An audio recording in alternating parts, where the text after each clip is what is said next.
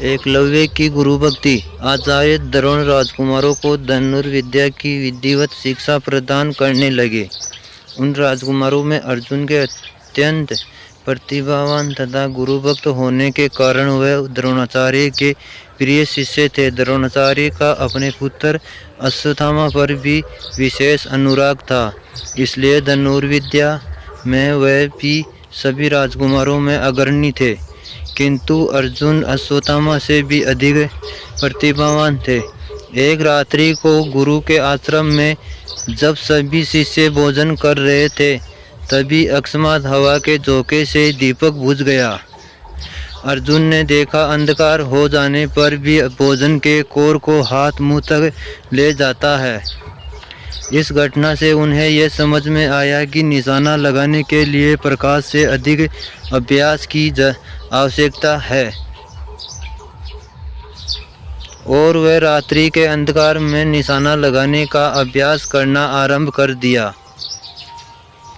गुरु द्रोण उनके इस प्रकार के अभ्यास से अत्यंत प्रसन्न हुए और उन्होंने अर्जुन को धनुर्विद्या के लिए साथ ही साथ गदा, तोमर, तलवार आदि शस्त्रों का ज्ञान प्रयोग निपुण कर दिया।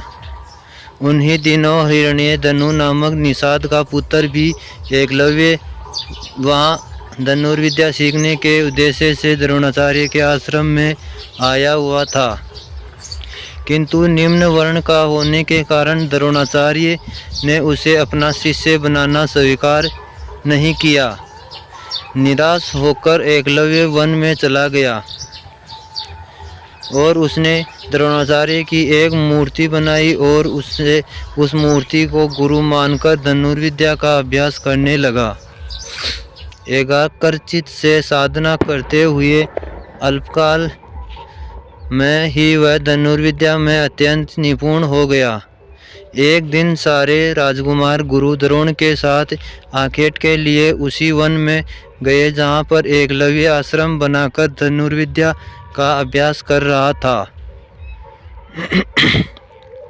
राजकुमारों का कुत्ता भटककर एकलव्य के आश्रम में जा पहुंचा। एकलव्य को देखकर वह भौंकने लगा। इससे क्रोधित होकर एकलव्य ने उस कुत्ते पर अपना बाण चलाकर उसके मुंह को बाणों से भर दिया। एकलव्य ने इस कौशल से बाण चलाए थे कि कुत्ते को किसी प्रकार की चोट नहीं लगी, किंतु बाणों से बिंध जाने के कारण उसका भौंकना बंद हो गया। कुत्ते के लौटने पर जब अर्जुन ने धनुर्विद्या के उस कौशल को देखा तो वह द्रोणाचार्य से बोले, हे गुरुदेव, इस कुत्ते के मुंह में जिस कौशल से बाण चलाए गए हैं उससे तो प्रतीत होता है कि यहाँ कोई मेरे से भी बड़ा धनुर्धर रहता है। अपने सभी शिष्यों को लेकर द्रोणाचार्य एकलव्य के पास पहुँचे और पूछे, हे वत्स, क्या ये बाण तुम ही ने चलाए हैं? एकलव्य के स्वीकार करने पर उन्होंने पुनः प्रश्न किया, तुम है धनुर्विद्या की शिक्षा देने वाले कौन है? एकलव्य ने उत्तर दिया, गुरुदेव, मैंने तो आपको ही गुरु स्वीकार करके धनुर्विद्या सीखी है। इतना कहकर उसने द्रोणाचार्य की मूर्ति के समक्ष ले जाकर उसे दिखाया, और द्रोणाचार्य ने नहीं चाहते थे कि कोई अर्जुन से बड़ा धनुर्धारी बन पाए। वह एकलव्य से बोले, यदि मैं तुम्हारा गुरु ही हूँ तो तुम्हें मुझको गुरु दक्षिणा भी देनी होगी।